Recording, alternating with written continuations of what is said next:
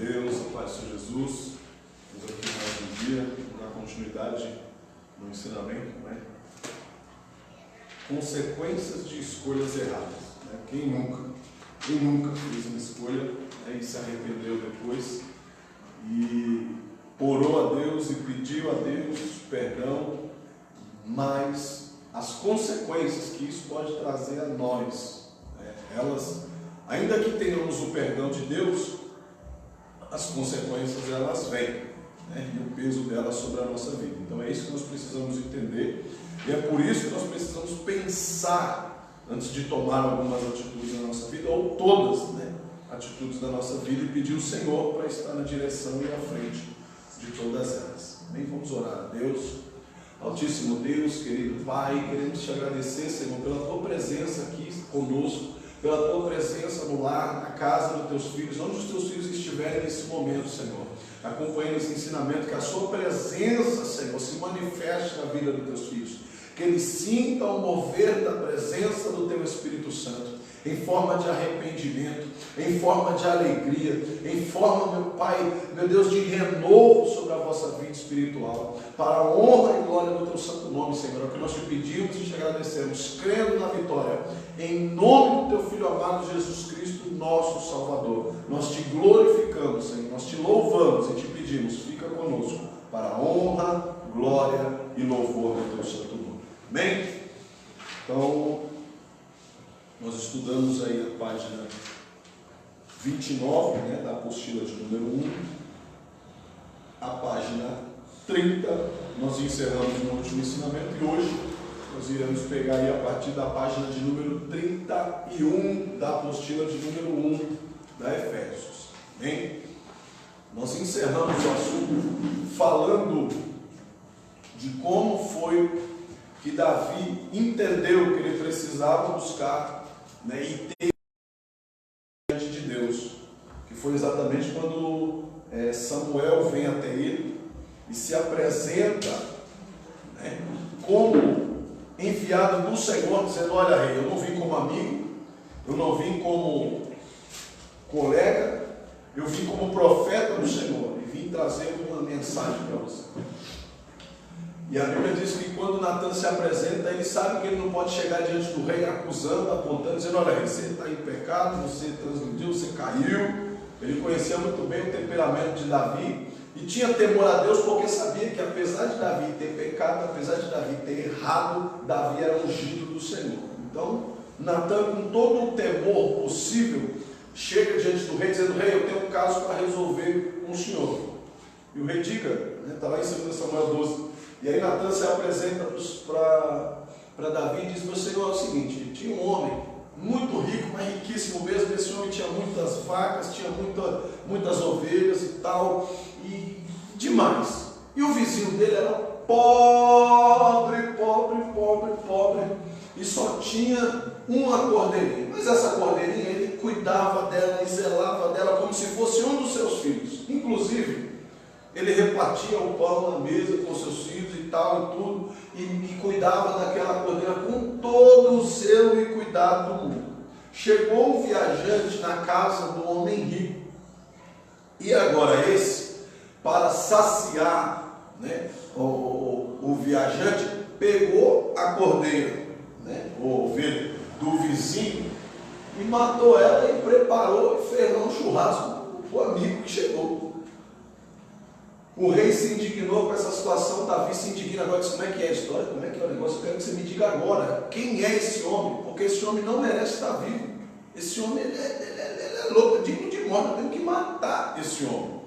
E aí a gente vê agora a resposta, né? 2 Samuel 12, verso 7, nós vamos ver o que Natan fala para Davi, quando Davi diz: não, esse homem aí tem que morrer. Como que fez isso? Não, esse homem aí, ele precisa cair por terra, isso não pode acontecer. O verso 5, 2 Samuel 12, verso 5. Então o furor de Davi se acendeu em grande maneira contra aquele homem, e disse a Natan: vive o Senhor, que é digno de morte o homem que fez tal coisa, e pela cordeira tornará a dar quadruplicado, ou seja, ele vai ter que pagar 4 vezes mais, porque fez tal coisa e porque não se compadeceu do pobre.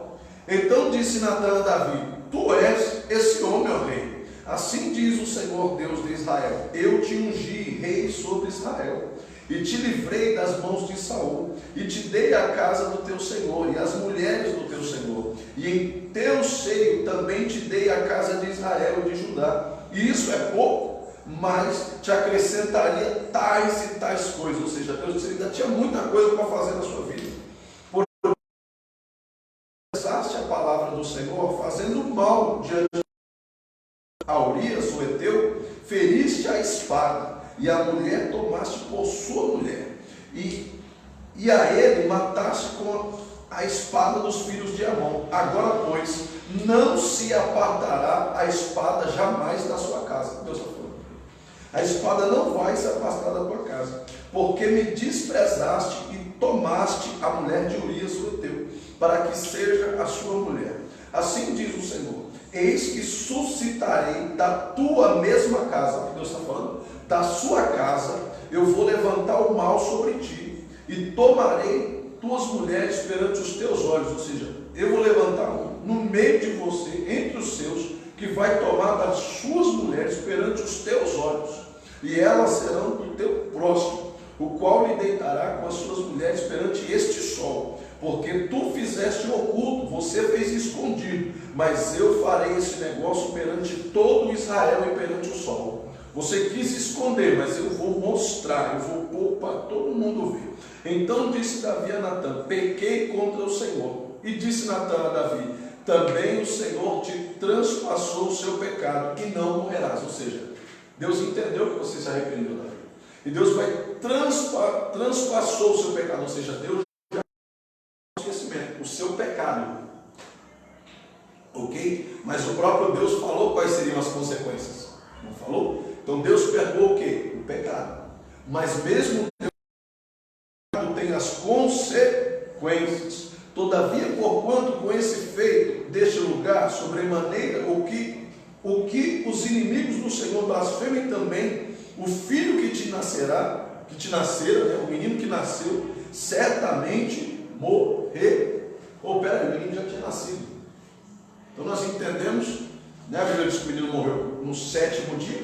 Tinha uma semana que a criança tinha nascido, né? Quando Natã entra ali, a criança estava com 5 dias, 4 dias, porque 3 dias depois eu penso por isso. Então a criança estava com uns 4 dias quando Natã se apresenta para Davi. Olha o tempo que passou, entendeu? Porque ele cometeu adultério com a mulher. A criança já tinha nascido. Obviamente tinha se passado quanto tempo? 9 meses, né? Se não fosse fim de burro, né? Tinha nascido com 12 meses, mas enfim, 9 meses, uma gestação normal, ok? Então, a gente pode colocar aí esse período aí de 10 meses de transição ali entre, né, a gravidez do pecado, a gravidez da mulher, o nascimento da criança, 9 meses e alguns dias aí, certo? Foi o tempo que Deus deixou para ver até onde que ia. E antes disso, Davi não demonstra sinal de arrependimento. Antes disso, Davi não demonstra nenhum sinal. Por que será que Deus esperou até a criança nascer? Talvez, eu estou dizendo talvez, e isso é uma suposição minha, a Bíblia não diz, mas eu entendo o quê? O que Deus estava esperando? Uma atitude vinda de Davi. Deus esperava que ele tivesse se arrependido antes, e talvez se Davi tivesse se arrependido antes, a situação talvez seria diferente. Talvez Deus teria o quê? Minimizado as consequências. Deus não tem consequências, elas seriam minimizadas. O que é isso, pastor? Deus ia pôr a mão e não ia doer tanto como doeu, como nós vamos ver aqui o que foi que aconteceu, porque a morte dessa criança foi só a primeira das consequências que ainda viriam. Então entenda que a morte da criança ainda não é o castigo, é só a primeira consequência da escolha que Davi fez, de se deitar com uma mulher que não era sua, certo? Ele não ter ido para a guerra conforme Deus teria enviado, e a criança morrer logo no 7º dia. Representação espiritual quanto a isso? Vocês acham? A criança morreu logo no 7º dia. Por que não morreu no 6º, nem no 8º? Porque o 7, o número 7 é o número da perfeição de Deus, o número do juízo, da justiça de Deus. Então Deus aqui, tirando a vida dessa criança, ou permitindo que a criança morresse, melhor dizendo, no 7º dia, o que Deus estava dizendo? É sinal de justiça. É sinal de justiça, isso, porque o seu pecado ficou encoberto, ficou escondido. Você não teve arrependimento e como sinal agora de justiça, infelizmente eu vou recolher essa criança. Né? Deus não condenou a alma daquela criança porque era inocente, certo? Mas Deus também não deixou ele ter o prazer de ter aquela criança nos seus braços, ok? Surgiram ainda outras consequências. Por consequência do pecado de Davi, por intermédio de Natã, tudo isso que Deus profetizou agora começa o quê? A acontecer. Deus disse que o quê? A violência não se apartaria da casa de Davi.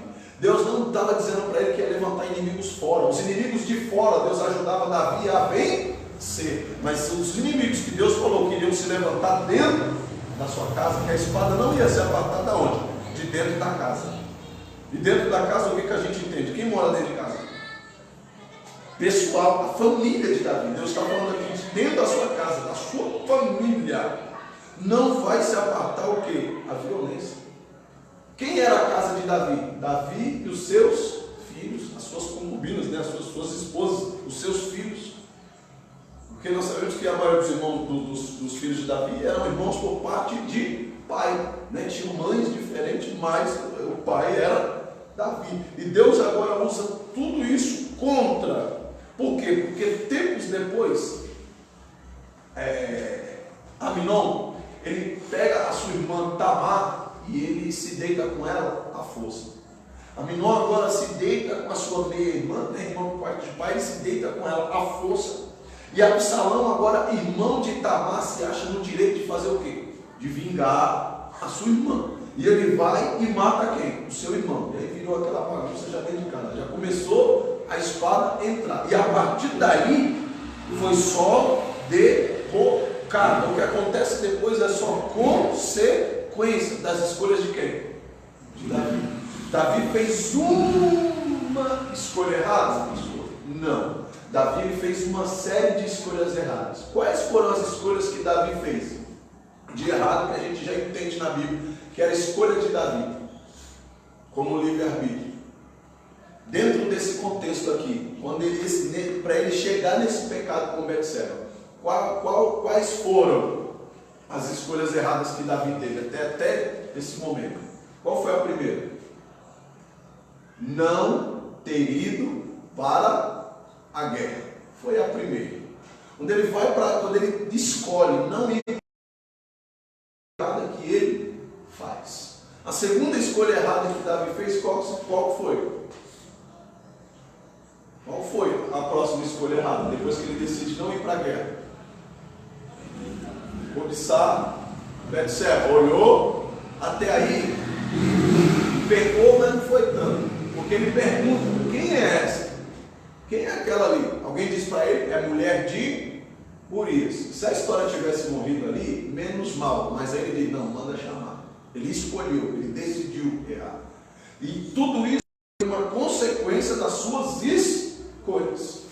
Alguém falou para ele ir lá e matar Urias para resolver a história? Não. Ele decide também matar o marido da mulher. Para quê? Para que viesse se safar daquela situação. Antes ele tenta fazer, né, com que ele deite com a sua esposa, e mesmo assim o homem, em sinal de reverência, quis e tal. E aí a única saída que ele vê é colocar Urias na frente da batalha para que ele viesse morrer. Mas olha o tanto de escolha que vai fazendo. Por quê? Porque a Bíblia diz que um abismo chama outro abismo. A pessoa se suja na lama, ela já me sujei mesmo. Aí começa a rolar, né, naquele emaranhado de lama, e aí a tendência da sujeira é só aumentar, ok? Mas em tudo isso que eu vos falei, essas não foram ainda as únicas tragédias e consequências que vieram através da vida de Davi. Porque Deus disse que aquilo que ele havia feito escondido seria feito agora às claras. Deus, além de dizer que a espada não ia se apartar da casa dele, o que mais que Deus falou? Que alguém, um dos teus, ainda vai se deitar com uma das suas mulheres. E foi exatamente isso que aconteceu. Absalão, agora, lá em 2 Samuel 16, 20 ao 23, nós vamos ver Absalão, um dos filhos de Davi agora, se deitando com as concubinas do seu pai. O que era isso? Uma das mulheres de Davi. Agora ele pega e se deita com elas. Absalão se deita com uma das mulheres do seu pai. E foi exatamente nesse momento, quando Davi se vê agora numa situação em que ele tem o seu filho agora perseguindo ele, querendo que ele fugisse. Agora o seu filho vai e se deita com uma das suas mulheres. E é exatamente nesse momento que Davi está em fuga, dizendo: eu não posso. Mas agora ele está buscando tirar a minha vida. O que eu vou fazer? O que eu posso fazer? E ele foge, ele sai, porque Absalão estava querendo tomar e dominar o trono de Israel. O que acontece? Salmo 3, número 3, bem no meio de toda essa transição.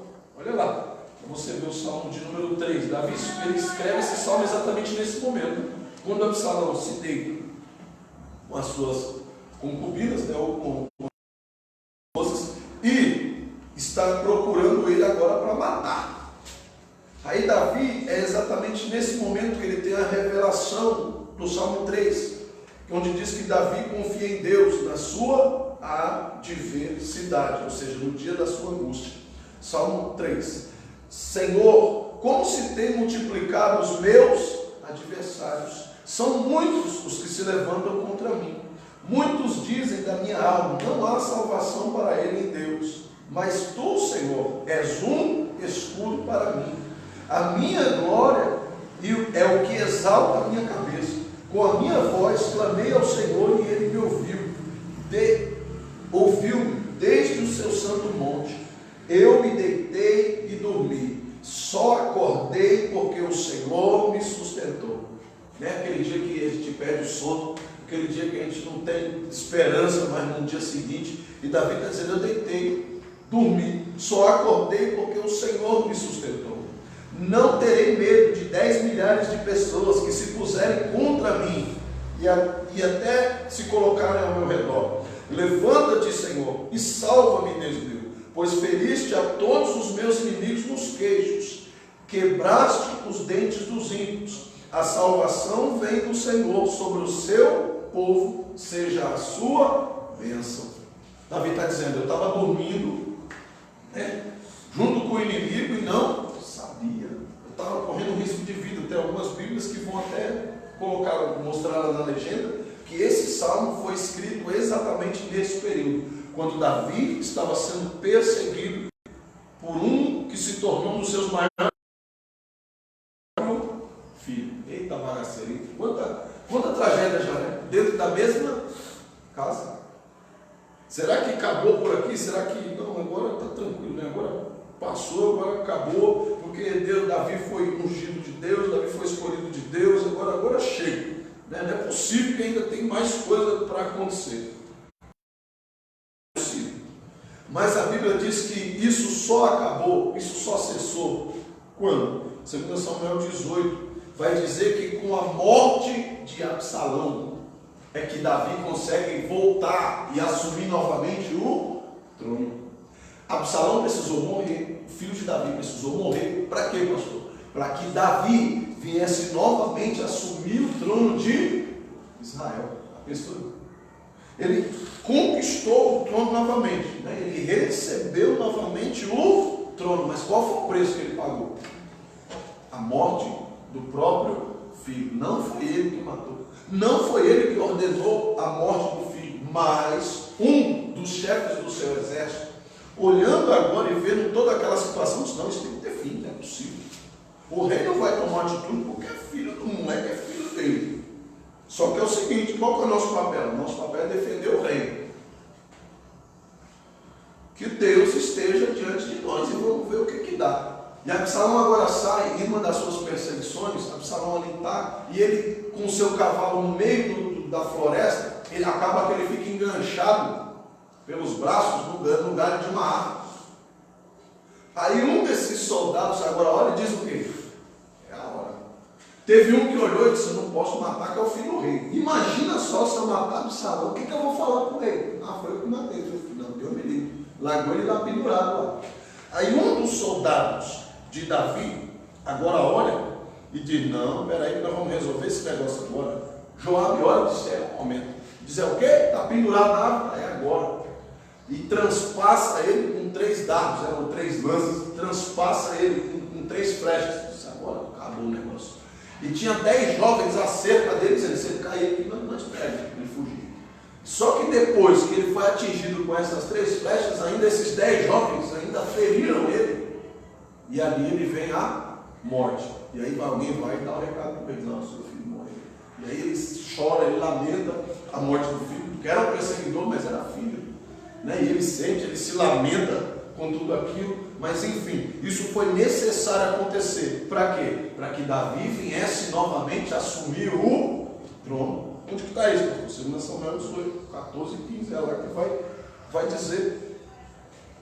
2 Samuel 18, 14. Então disse Joabe: não me demorarei assim contigo aqui. E tomou 3 dardos, né, ou 3 flechas, e transpassou com eles o coração de Absalão.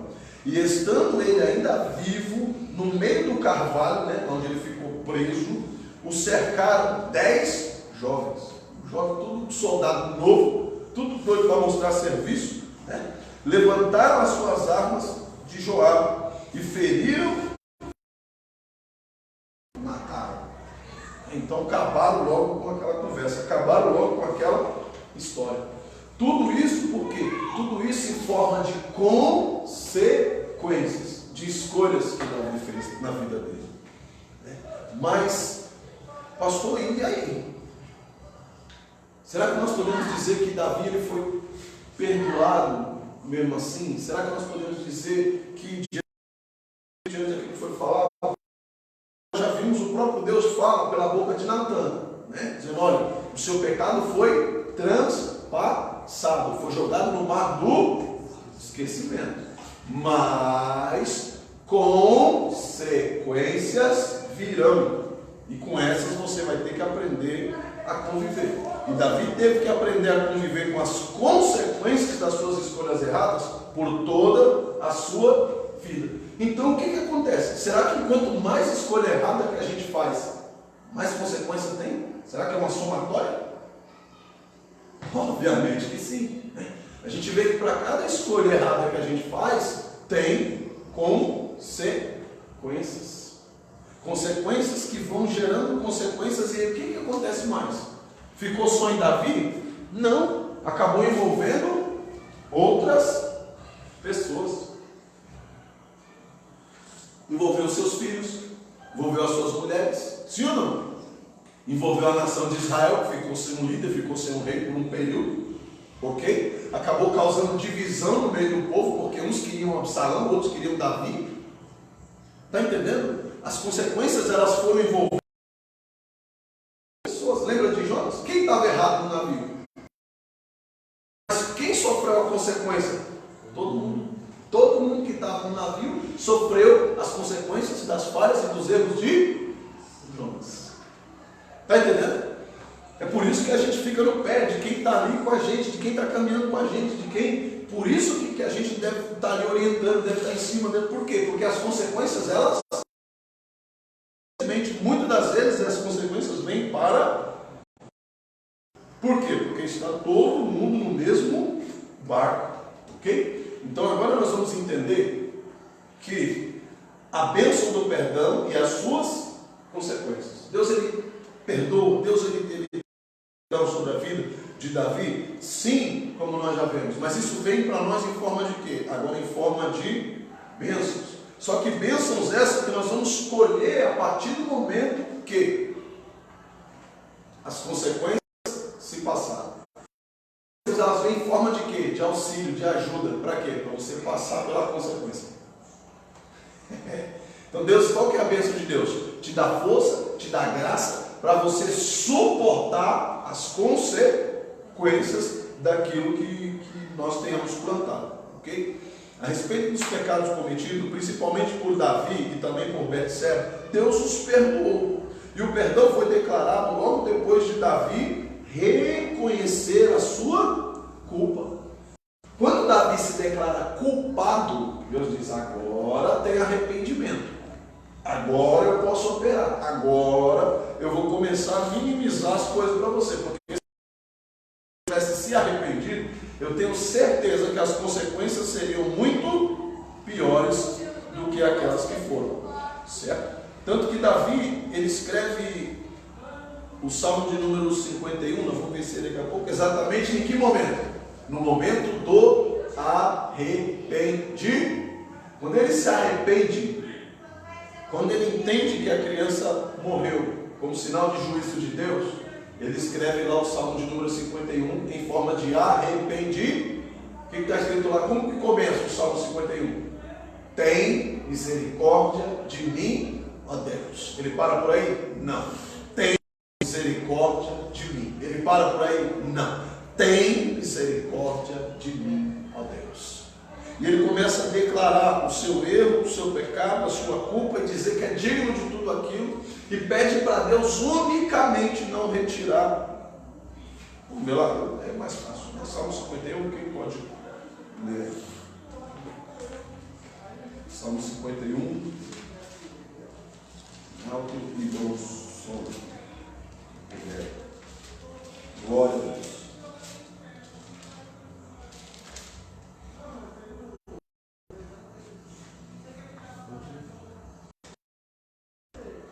Tem misericórdia de mim, ó Deus. Segundo a tua benignidade, apaga as minhas transgressões. Apaga, esquece. Eu sei que eu errei, eu falhei, eu pequei, mas esquece, apaga, pelo amor de Deus. Segundo a multidão das tuas misericórdias, lava-me completamente da minha iniquidade. Ele entende, versículo 2, ele entende que o pecado trouxe para ele o quê? Sujeira.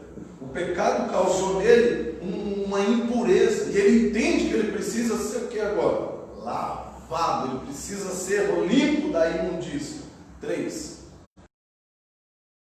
As minhas transgressões, e o meu pecado está sempre diante de mim. Contra ti somente pequei, e fiz o que a teus olhos é mal, para que sejas justificado quando falares, e puro quando julgares. Eis que em iniquidade fui formado, e em pecado me concebeu a minha mãe. Eis que amas a verdade no íntimo e no oculto. Me fazes conhecer a sabedoria. Purifica-me com isopo, e ficarei puro. Lava-me, e ficarei mais alto do que a neve. Faz-me ouvir júbilo e alegria, para que gozem os ossos que tu quebrastes. Esconde a tua face dos meus pecados e apaga todas as minhas iniquidades. O Davi fala, né? Ele tenta justificar o seu erro com o erro dos seus pais, né? O que ele fala? Porque em pecado eu fui gerado, eu fui formado, e em pecado me concebeu a minha mãe. Relatos históricos, tá? Isso não tem na Bíblia, mas são relatos históricos que declaram que o fato de Davi ter ficado do lado de fora, quando ia ser escolhido um rei na casa de Jessé, era o quê?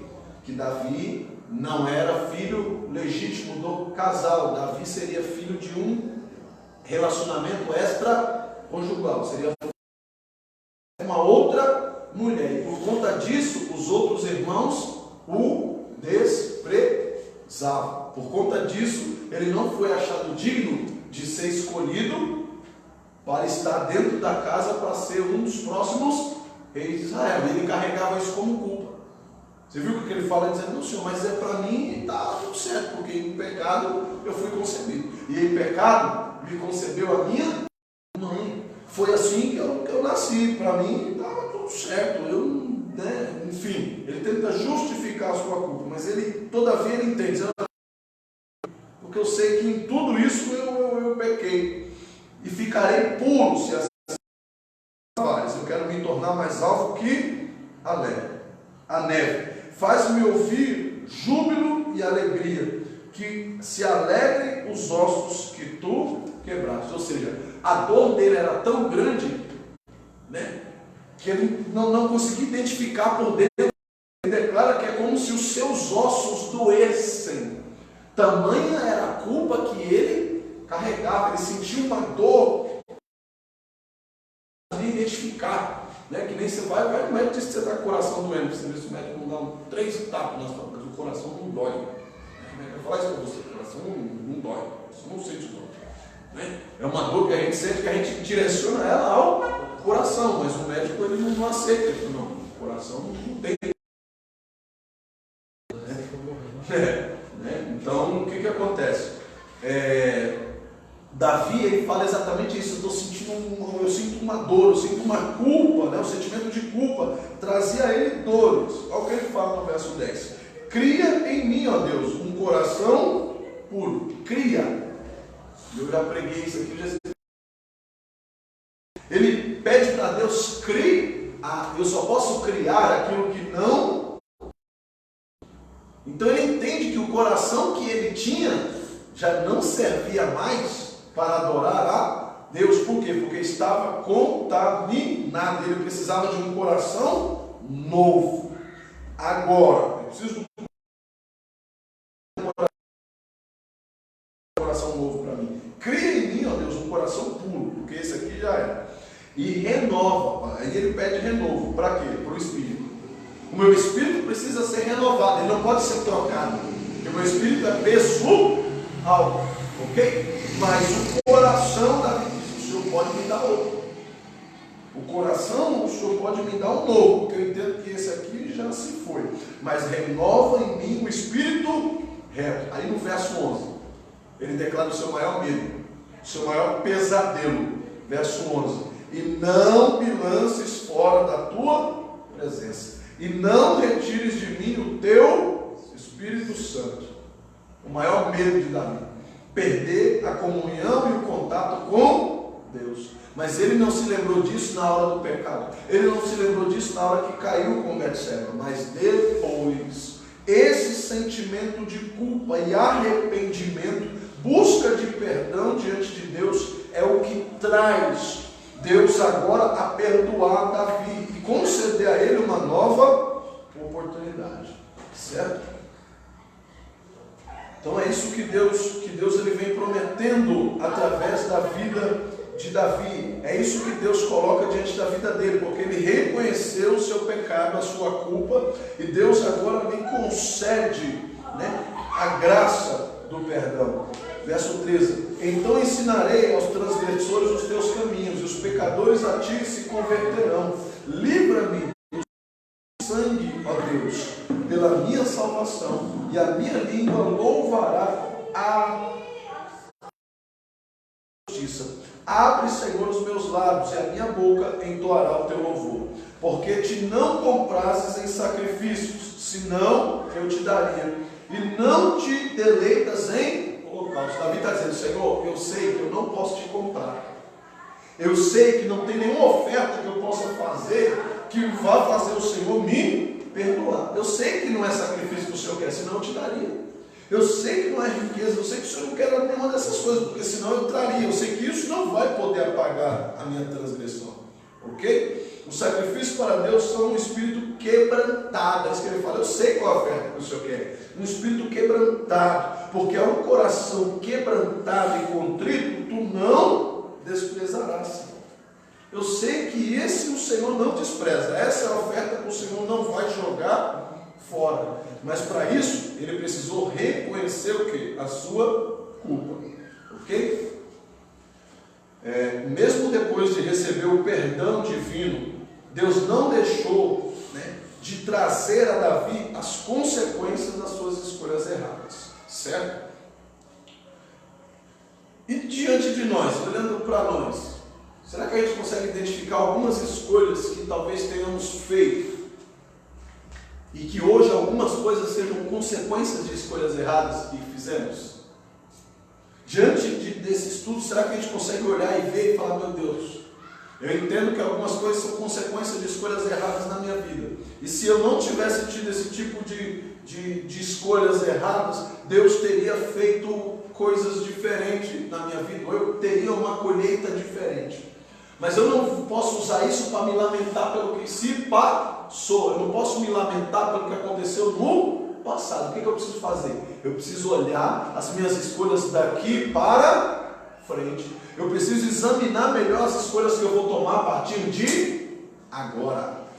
Hoje, fui ao Monte Cedo com os irmãos, fui orar hoje e a gente conversando, os irmãos fomos visitar um jovem essa semana que ele recebeu uma oferta de uma seita, não convém o nome falar, mas é um povo que tem muito poder aquisitivo, né? Eles mexem com muito dinheiro. E esse jovem estava passando por uma necessidade, tem família, tem filhos, tem esposa, e estava vendo de favor na casa da sogra, enfim. E estava uma confusão, estava uma dificuldade para ele arcar com suas contas, desempregado, passando necessidade, e alguém foi lá e bateu na porta dele.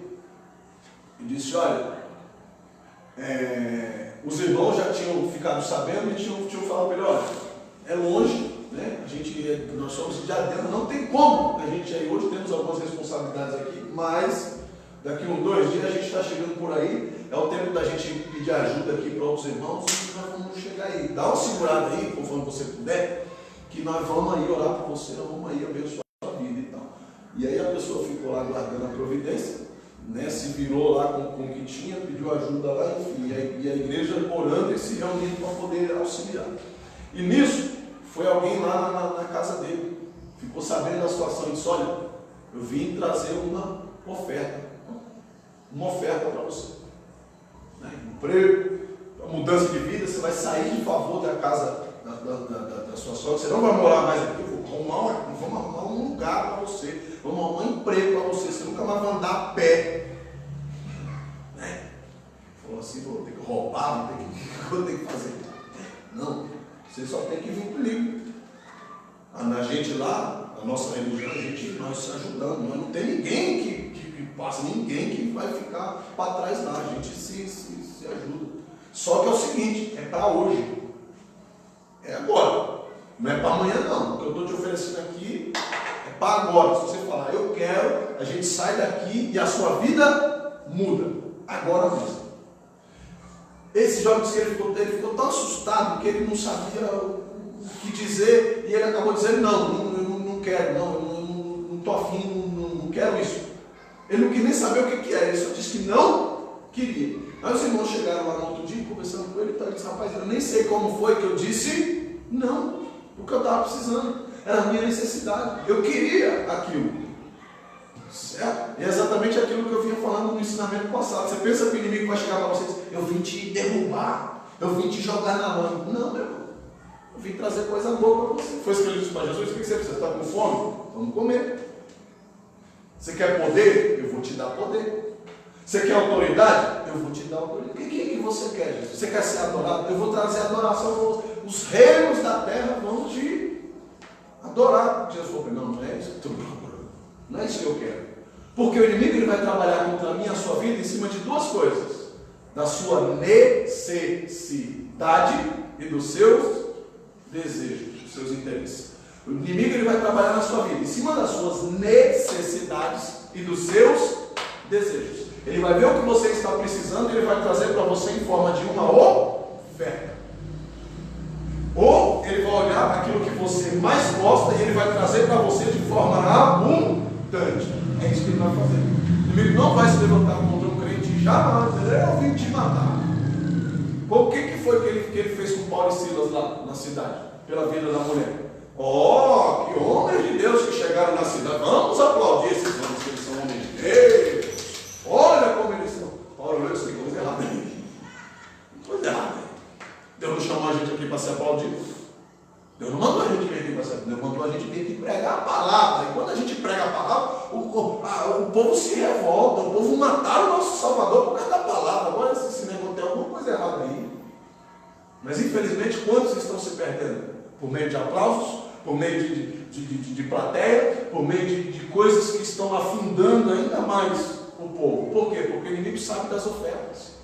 Se é uma pessoa que está sem um relacionamento, ele vai preparar um relacionamento como? Uma pessoa que está fora dos caminhos do Senhor, uma pessoa que está fora dos interesses de Deus, uma pessoa que vai te tirar do foco e da direção de Deus. É isso que ele vai procurar. Ah, mas está desempregado, está orando e Deus não abre a porta. O que ele vai preparar? Vai preparar um emprego onde você ganhe muito bem, mas num lugar onde você não vai ter paz, onde você não vai ter um momento de que conseguir buscar a presença do Senhor. É só isso que ele precisa, para nos distanciar, para nos afastar de...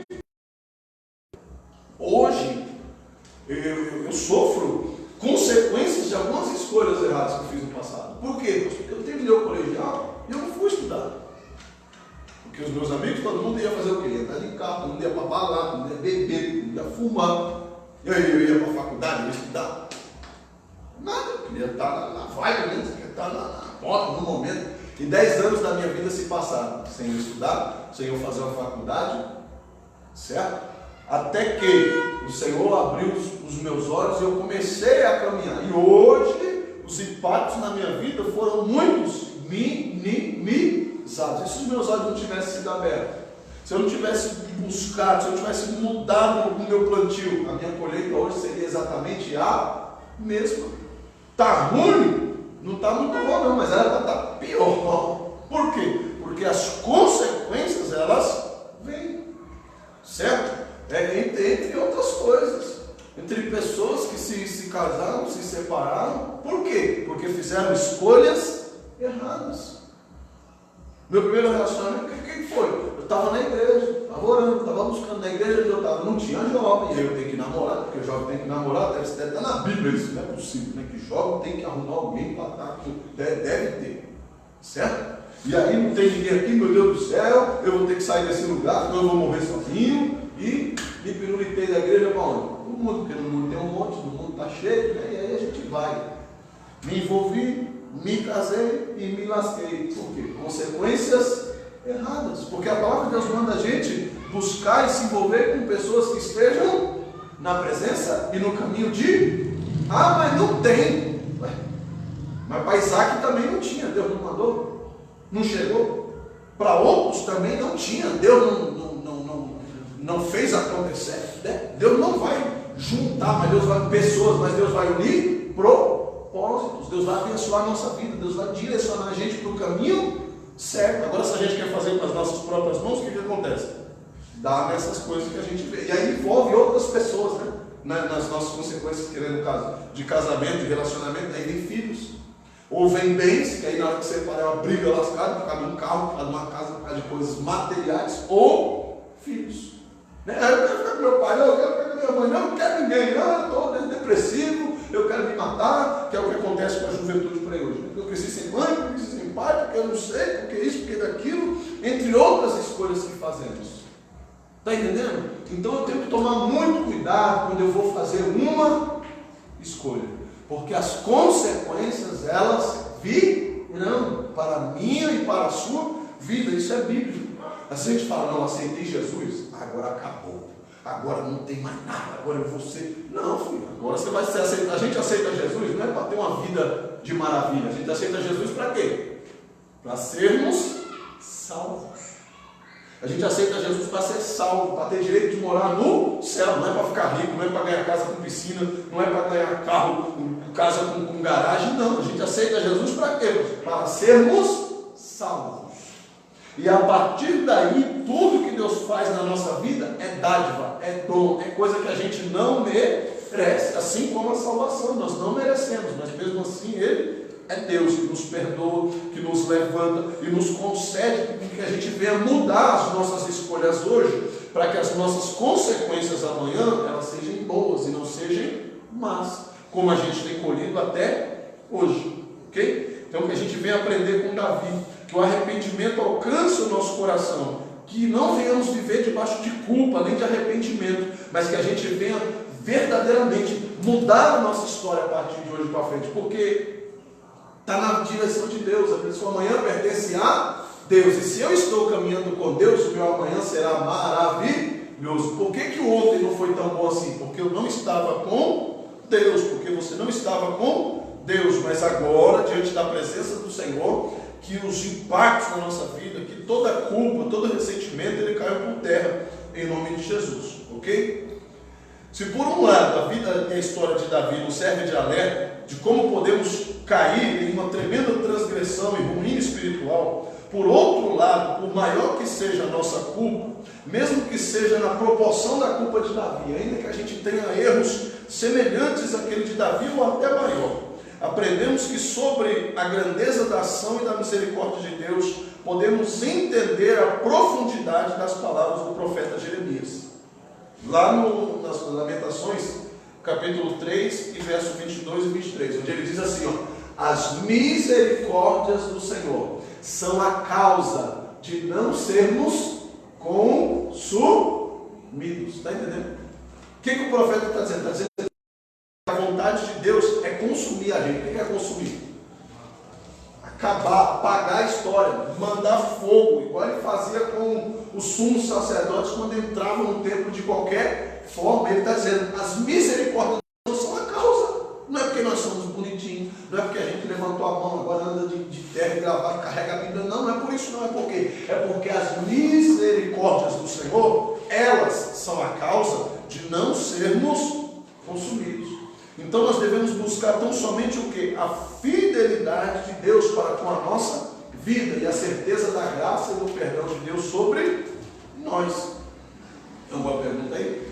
Irmão, vamos devagar, está todo mundo com medo das consequências. É orar e pedir a Deus que o Senhor ele venha verdadeiramente direcionar o nosso pensamento. Que a gente não venha ficar choramingando por coisas que aconteceram no passado, que a gente venha colocar a nossa vida, nossas emoções, os nossos sentimentos, tudo na direção de Deus. Porque por maior que seja a culpa de alguém, não é suficientemente grande em comparação à grandeza e o amor do poder de Deus sobre a nossa vida. Por quê? Paulo diz que em Romanos 5,20, que onde abundou o pecado, superabundou a graça do poder e a presença de Deus. É isso que nós aprendemos com a palavra do Senhor. Que nenhuma condenação há para quem? Para os que estão em Cristo Jesus. Mas condenação é uma coisa e consequências são outras coisas. Ok? Condenação é ser levado para o inferno. E Deus está falando isso. Aquele que está em Cristo, ele está livre de ser levado para o inferno. Agora, consequências é... Ok? Esse está disponível, ele está lá para todos aqueles que se arrependerem e confessarem os seus pecados diante de Deus. 1 João 1,9 vai dizer o que lá? 1 João lá no finalzinho, 1 João 1,9, glória a Deus. Vai Apocalipse e volta, fica mais fácil. 1 João 1,9. O que fala aí? Pode ler.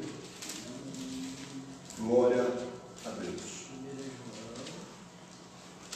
1,9.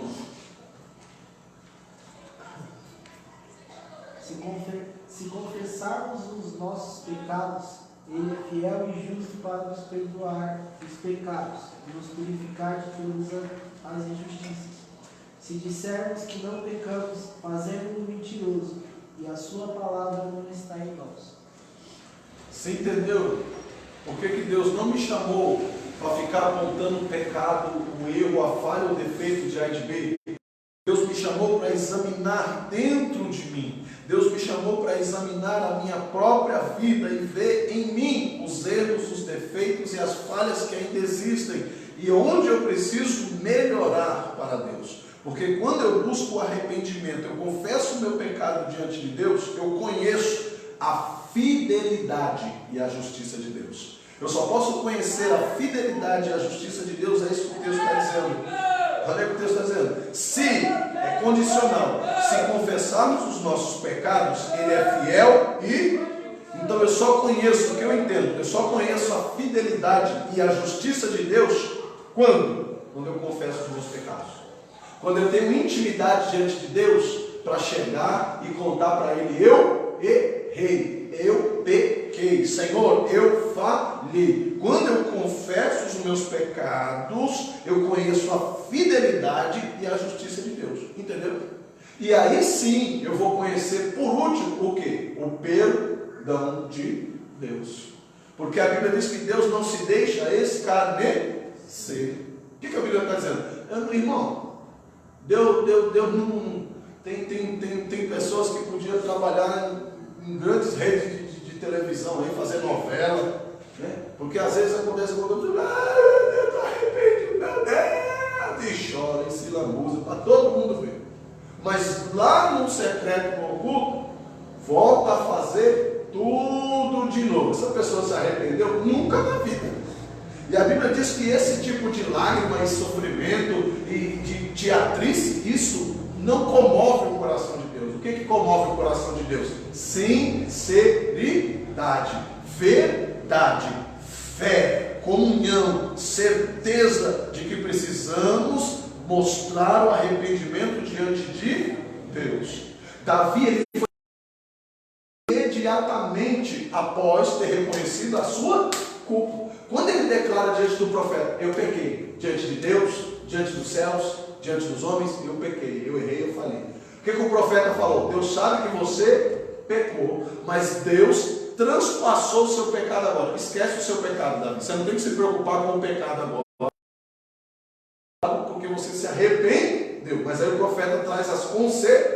Você não precisa se preocupar com o erro que você cometeu, mas você vai se preocupar como você vai gerir as consequências das escolhas erradas que você fez no passado.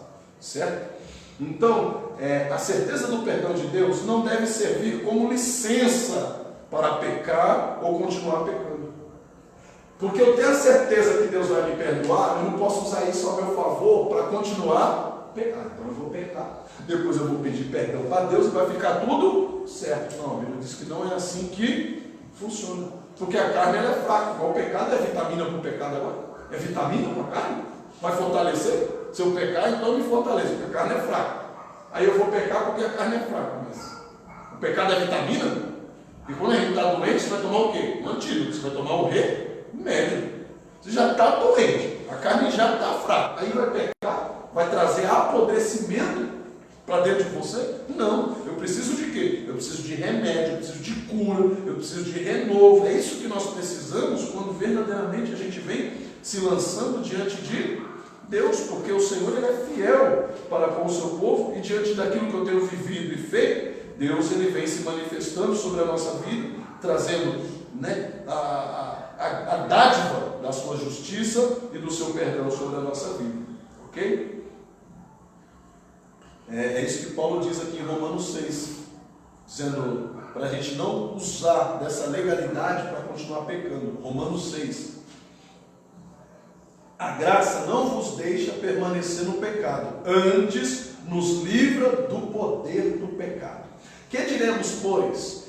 Permanecemos no pecado para que a graça seja mais abundante? De modo nenhum. Nós que estamos mortos para o pecado, como vivemos ainda nele? Se eu tenho dito que eu morri para o pecado, como eu posso ainda viver no pecado? Ou não sabeis que todos quanto fomos batizados em Jesus Cristo, fomos batizados também na sua morte, de sorte que fomos sepultados com ele pelo batismo na morte, para que como Cristo ressuscitou dos mortos pela glória do Pai, assim andemos nós também em novidade de vida, porque se fôssemos plantados juntamente com ele na semelhança da sua morte, também seremos na sua ressurreição. Sabendo isso, que o nosso velho homem foi com ele crucificado, para que o corpo do pecado seja desfeito, a fim de que não sirvamos mais ao pecado, porque aquele que está morto está justificado do pecado. Aquele que está morto não peca mais. Alguém vai levantar lá do caixão e vai lá. Não. Então, se eu tenho dito que o meu espiritual está morto, se o homem velho, a nova velha criatura, ele morreu, ele de maneira nenhuma vai poder se levantar para cometer nenhum outro tipo de... Ora, se já morremos com Cristo, cremos que também com ele viveremos. viveremos. Por que eu tenho que lutar para continuar morto na carne? Porque enquanto eu estou morto na carne, eu tenho a certeza de que eu viverei para Cristo. E eu serei levantado para andar em comunhão e santificação com Ele. Sabendo que, havendo Cristo ressuscitado dos mortos, já não morre. A morte não mais terá domínio sobre ele. Pois quanto a ter morrido de uma vez, morreu para o pecado. Mas quanto a viver, vive para Deus. Se é para morrer, que morra para o pecado. Se é para viver, que viva em Deus. Assim também vós considerai os vossos corpos mortos para o pecado, mas vivos para Deus em Cristo Jesus, o nosso Senhor. Essa tem que ser a certeza da nossa vida. Que a nossa vida seja para honrar e glorificar o nome santo do Senhor.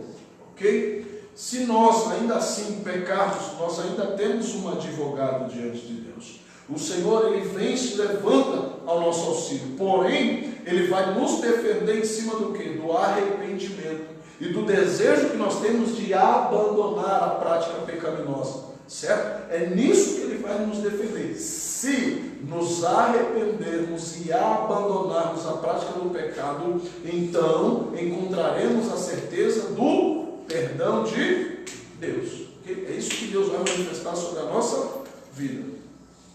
Além da bênção do perdão, Davi e Betseba foram abençoados. E assim nasceu Salomão. Apesar de Deus ter permitido todas aquelas consequências, Deus trouxe uma bênção a eles. Que bênção foi essa? O segundo filho do casal. O segundo filho que nasceu, Salomão. Certo? Com esse menino agora, consolados. Pode ligar ali em cima. As crianças os pais foram consolados com o nascimento dessa criança, com esse menino. Certo? Esse menino agora veio como sinal de bênção de Deus, como sinal de perdão de Deus. Seus pais foram consolados pela perda do primeiro filho. A criança, o profeta Natan havia dado o nome de Gedidias, que significa literalmente amado do Senhor. O nome de Salomão, o profeta, quando viu Betseba novamente grávida, viu o menino nascer, agora ele olha e disse: esse é Gedidias. Esse é amado do Senhor. Esse menino Deus amou, porque não é fruto do pecado, mas Salomão foi fruto do arrependimento e a busca do perdão diante de Deus. Certo? Então esse foi o propósito de Salomão na vida de Davi e Betseba. Consolo de Deus por todas as consequências que Deus permitiu na vida deles. Certo? O nascimento de Salomão é uma demonstração de que Deus vai abençoar os seus servos, que arrependidos e quebrantados buscam o perdão de Deus para com as suas vidas. Okay? Então, a partir daí, nós podemos perceber, com a graça de Deus, ela supera, a graça de Deus, ela suporta todas as nossas dificuldades, ela transpassa todos os nossos deméritos. A graça de Deus, ela preenche tudo aquilo que nós temos falta. A graça de Deus, a presença de Deus, ela verdadeiramente preenche todas as lacunas da nossa alma e da nossa vida. Se a graça de Deus estiver abundante em nós, como a palavra de Deus diz que ela tem que ser, não há lugar para o pecado. Porque a Bíblia diz que onde abundou o pecado, onde um dia o pecado morou, superabundou a graça. Se a graça encheu a casa, não tem mais lugar para o pecado.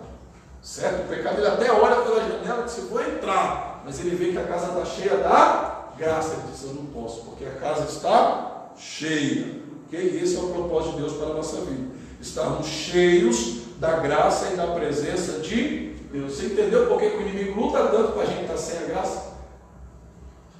Como assim, pastor? Para a gente estar triste, para a gente se magoar com algumas coisas, algumas palavras, para a gente não ter tempo de orar, de buscar, de parar para aprender a palavra de Deus. Por isso que o inimigo trabalha tanto. Por quê? Porque essa é a única forma de nós nos enchermos da graça de Deus. E nós precisamos viver na plenitude da graça, porque senão o pecado ele acha morada, sim, ele entra sim, e ele faz um grande estrago na vida daquele que assim permitir ele entrar. Ok? O fato mais significativo relacionado ao nascimento de Salomão está em que ele entrou na onde? Na descendência. Salomão entra na genealogia de ninguém mais, ninguém menos do que Jesus Cristo, nosso Salvador. Precisa de prova maior de perdão do que essa? Quando Deus coloca agora Salomão no tiro, que para chegar em Jesus Cristo teria que passar por Davi e consequentemente depois Salomão, ele entra na árvore estrutural familiar que gera, que traz o Salvador para Israel. Ele é ninguém mais, ninguém menos do que uma da estrutura de Israel para receber o Salvador. Quem diz isso? É Mateus 1:6. Logo na genealogia, a gente vê ali entrando. E para não ser confundido, alguém dizer, não, mas esse Salomão aqui é outro. Esse Salomão não tem nada a ver com o filho de Davi. Olha lá o que Mateus coloca. Esse Salomão aqui é aquele lá, é o filho de Betseba. Olha lá, Mateus 1:6. O que está dizendo? Pode ler. Jessé gerou ao rei Davi, e o rei Davi a Salomão, da que fora mulher de Urias. Jessé gerou Davi, e Davi gerou Salomão, daquela que foi a mulher de Urias, daquela lá que eles pecaram. Mas Deus entrou com providência na vida deles, perdoou, transformou, lapidou e trouxe Salomão. E agora Deus coloca Salomão na linhagem direta de Jesus Cristo. Quem é que pode agora imputar pecado, imputar culpa na vida daquele que Deus escolheu salvar? Romanos 8, né? Quem pode imputar culpa? Quem pode imputar pecado na vida daquele que Deus escolheu santificar? Na vida daquele que Deus escolheu livrar? Se quem morreu por nós foi Cristo, se quem decidiu nos salvar foi Cristo, quem é, pois, que vai poder imputar culpa e pecado sobre os eleitos de Deus? Certo? Então Mateus aí deixa claro de que Salomão ele está na videira que é Cristo, ele está enxertado na videira que é Cristo. E ninguém pode negligenciar isso, nem tirar o direito que lhe foi dado, porque Deus deu esse direito a ele.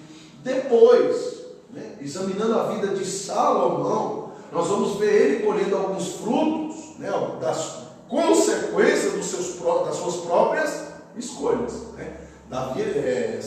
Salomão ele sofre um pouco lá na frente, ele passa por algumas situações que foram frutos não das escolhas que Davi fez, mas das suas próprias escolhas. Aí lascou, né? Porque você já vem pagando preço pelas escolhas erradas que talvez alguém cometeu lá atrás. E agora você vai continuar errando. E o que vai acontecer? Uma somatória de consequências. É isso que acontece na vida de Salomão. Ele podia ter aprendido com os erros do pai, sim ou não? Ele viu, ele sabia de toda a história, ele podia ter aprendido com o erro do pai, mas não, ele cometeu os seus próprios erros. Ele agora comete os seus próprios delitos, ele faz mal às suas próprias escolhas e acaba com isso colhendo fruto das suas próprias consequências. Aqui está falando de Davi, estamos usando Davi como exemplo. E nós vemos que como Davi não passou muitas consequências para a vida de Salomão. Não. Salomão depois ele paga pelas suas próprias consequências para a vida de Salomão, certo? Mas isso tudo depois gerou algumas consequências a ele mesmo, porque ele fez escolhas erradas, ele fez decisões erradas e ele pagou por elas. Mas daquilo que Deus tinha com Davi, Deus cobrou de Davi. Sobrou algumas coisas ali, alguma faísca para cá e para lá, para aqueles que estavam com ele na casa, sim, mas tudo como fruto de consequências. E por que Deus permitiu aquilo? Porque Deus já conhecia os filhos de Davi. Os filhos de Davi já eram grandes. Deus já conhecia o coração do menino.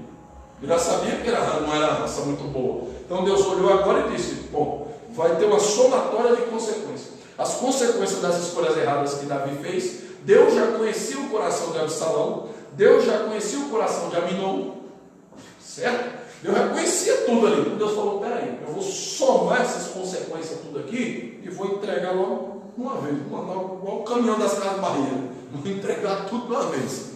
E foi o que Deus acabou fazendo. Graças a Deus que Davi agora ele consegue buscar arrependimento diante de Deus, ele conhece a fidelidade de Deus, por quê? Por meio do arrependimento. E aí, agora Deus corta esses laços, né, de consequência da vida dele, e ele pôde verdadeiramente ser recebido pelo Senhor no final da sua vida. Ele pôde verdadeiramente receber a sua recompensa, porque Deus cortou todo o laço de consequência que tinha sobre a vida de Davi. Mas isso da sua história. Nós vemos que até para construir o templo, Deus barrou Davi, não foi? Eu vou construir o templo para o Senhor. Ele falou: você não. Já pensou? Eu vou edificar uma casa, eu vou abrir uma igreja do Senhor. Ele falou: você não.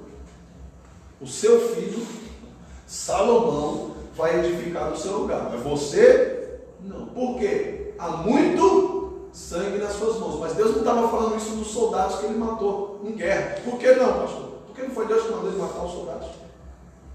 O sangue de quem que Deus estava falando? O sangue inocente que foi derramado pelo mandado de Davi. Não foi ele que foi lá e enfiou a espada, mas Deus, foi sua culpa que os inimigos transpassaram ele a espada. Então o sangue dele não foi derramado sobre os inimigos, não foi requerido dos inimigos. O sangue de Urias foi requerido das mãos de Davi. Eu disse: então não, nas suas mãos eu não quero que você me edifique uma casa, mas o seu filho Salomão, esse que vai reinar no seu lugar, ele vai me edificar uma casa e assim eu serei glorificado. Ok?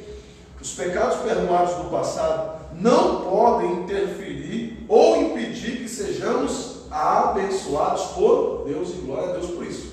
Já pensou? Se nós fôssemos impedidos de receber a dádiva de Deus por causa dos pecados que cometemos? Mas podem impedir, sim. Quando? Quando eu não mostro arrependimento diante de Deus. Quando eu não me arrependo dos pecados que eu cometi, eu não conheço a fidelidade de Deus e nem a justiça. E dessa forma, as minhas bênçãos, elas são impedidas? Sim. Certo? Então eu preciso buscar o arrependimento e o perdão para que verdadeiramente assim eu seja abençoado por Deus. Para que as minhas não fiquem impedidas. Deus não mais se lembra das transgressões passadas, nem praticadas por nós, que foram perdoadas em Cristo. Quando eu aceitei a Jesus, todos os meus pecados foram perdoados pela dádiva da graça de Deus, ok? Assim, não deixa de derramar sobre nós as suas bênçãos. Mas para isso eu tenho algumas recomendações. Olha lá. Vigiar e orar, né? Mateus 26, do 36 ao 46. 1 Coríntios 10, do 1 ao 13. Um cuidado muito necessário, esse aí nós vamos ler. Certo? Mateus 5, 27. Algumas atitudes preventivas que nós temos que ter. Eu tenho que entender que lá em Gálatas 6, 10, eu preciso semear certo para me colher certo. Eu preciso prestar atenção na minha semeadura por causa da minha colheita.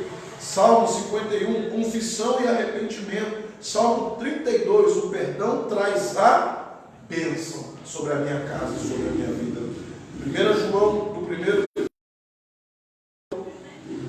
capítulo 1, do versículo 5 ao 2, a certeza do perdão que eu preciso ter no meu coração.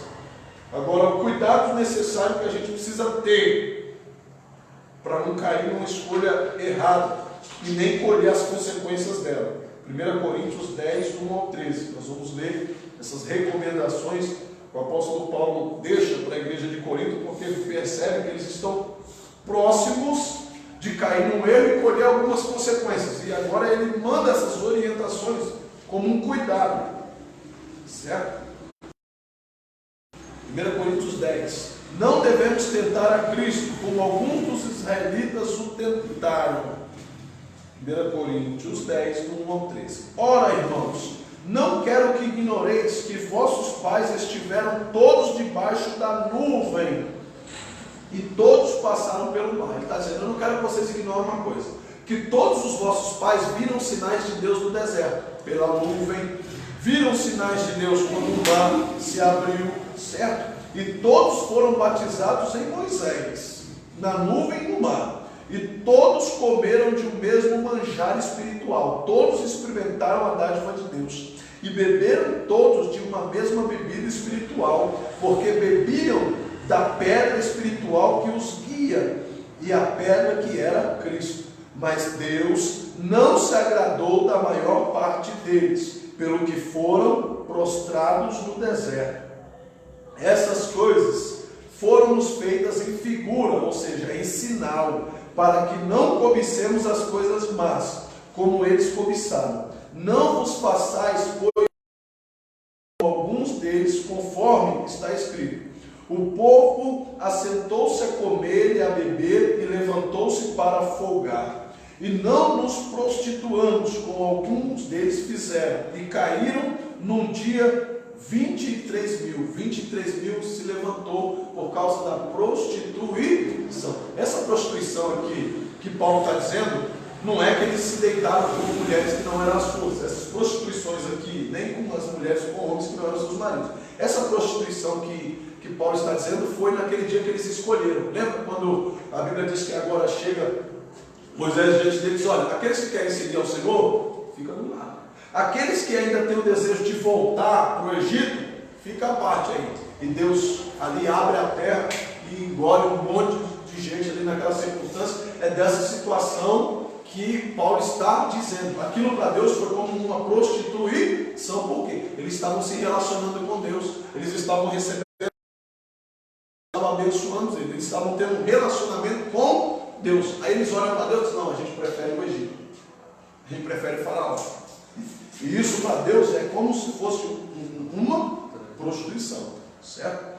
E não tentando, alguns deles também tentaram, pereceram pelas serpentes. E não murmureis, como também alguns deles murmuraram e pereceram pelo destruidor. Ora, tudo isso lhes sobreveio como sinal, e estão escritas para aviso nosso,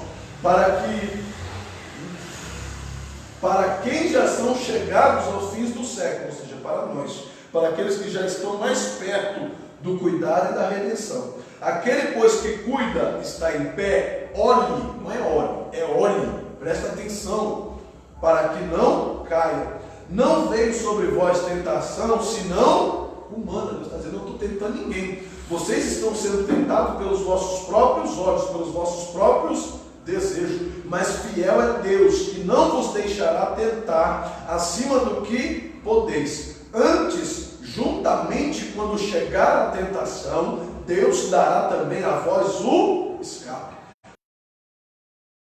Vai também te dar força para resistir. Deus vai te dar força também para escapar, para que possais suportar o que? A tentação, a provação, aquilo que se nós, ok? Então que com esse ensinamento, com esse aprendizado, nós vamos olhar melhor as escolhas que temos feito, nós vamos direcionar a nossa vida para o centro que é Cristo, e tomemos cuidado com aquilo que temos escolhido, principalmente nesse século, sabendo que estamos entrando num período onde o anticristo vai começar a selecionar pessoas, onde o inimigo vai começar a conquistar alguns que se dizem servos do Senhor. Então nós precisamos tomar muito cuidado. É tempo de viver verdadeiramente a simplicidade de Deus. É verdadeiramente tempo de buscar apenas a Cristo, de querer apenas a Cristo. Por quê? Porque senão a gente no meio da situação. E o momento muito próximo está, onde o Senhor virá buscar o seu povo, o Senhor virá buscar a sua igreja. E feliz daquele que não tem consequências más para pagar. Feliz é aquele que é outra coisa, né? O povo costuma dizer, mas isso aí tem gente que fez aqui, não tem nada não, depois que morrer, aí fecha a conta. Não. Nós vemos aí Davi pagando ainda em vida as consequências das suas escolhas. Então, meu irmão, fez aqui, vai pagar aqui mesmo. A conta de lá é uma conta maior, é uma conta que nós não podemos pagar. Lá está fora da nossa jurisdição, mas aquilo que é consequência daqui, nós vamos pagar aqui mesmo. E aí depois vão vir consequências que são eternas, mas em cima das consequências que nós já estamos vivendo aqui, certo? Então que verdadeiramente tenha a certeza do perdão de Deus no seu coração, tenha a certeza da graça de Deus. Vamos ver lá, 1 João, 5, aí a gente encerra. 1 João, meu irmão está em casa aí, está agoniado para jantar. Tem irmão aí que já está batendo o dente na panela. 1 João, 5. Contrário. Está dizendo. Deixa eu ver.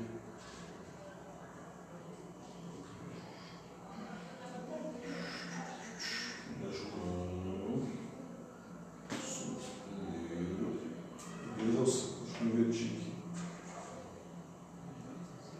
1 João 1, do 2 ao 5, é isso. Porque a vida foi manifesta e nós a vimos e testificamos dela. A vida eterna é essa com o Pai que nos foi manifestada. O que vimos e ouvimos, isso vos anunciamos, para que também tenhais comunhão convosco. A vossa comunhão é com o Pai e com o seu Filho. Vos escrevamos para que e esta é a mensagem que dele ouvimos e a vós anunciamos, que Deus é luz e não há nele treva alguma.